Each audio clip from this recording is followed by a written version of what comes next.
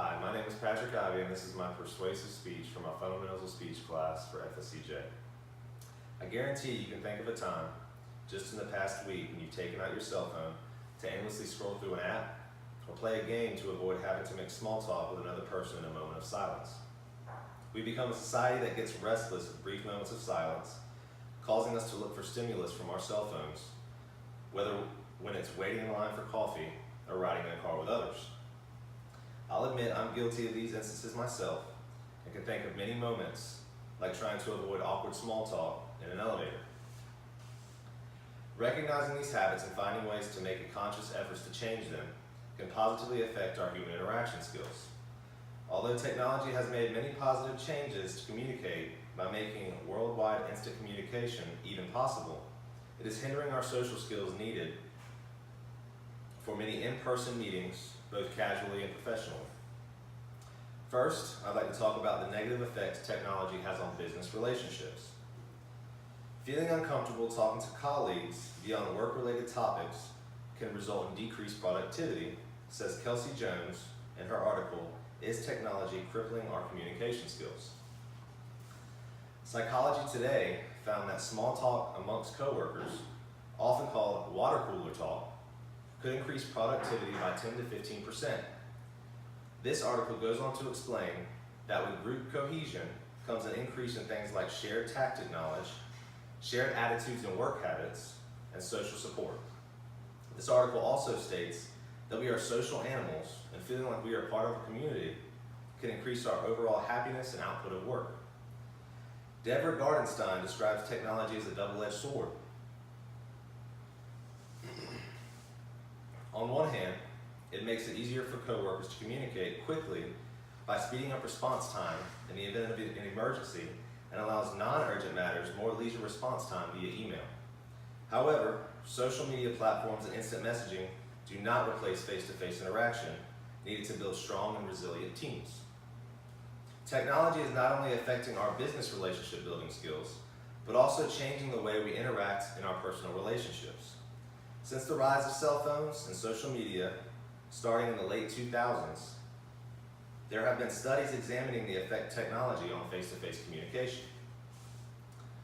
One study conducted by the Kaiser Family Foundation in 2010 found kids ages 8 to 18 spend an average of 7.5 hours a day on media devices, which is more than any other activity they perform. This study was conducted 8 years ago. Imagine what the numbers are today.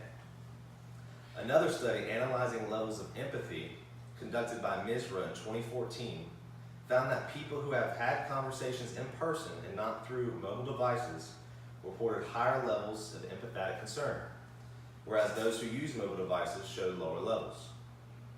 In 2015, Brandon McDonald studied the effects technology can have on romantic relationships with a sample of 143 married, cohabited women. Overall, about 70% of the women said that smartphones, computers, and televisions interfere at least sometimes or more often in relationships with their partners. This study included either partner getting distracted by a TV mid-conversation, subconsciously checking their phones while conversing, and checking their phones during mealtimes. Now that we've talked about the negative effects technology can have on our personal and professional relationships, let's see how we can reverse these habits. An article titled "Technoference" by Brandon McDonald tells us that we need to begin taking steps toward a change. We need to start by examining our own technology use by asking ourselves questions like, how often do I find myself glued to my phone with people all around me? And how often am I using technology during opportunities of family time? It may help to think about how disrespectful you seem to others when you become easily distracted by a technological device. You can talk with your partner about setting mutually agreed upon rules to make you manage your technology use. For example, establishing technology-free times, such as when both return home from work. For parents, this can also benefit children who are glued to their devices.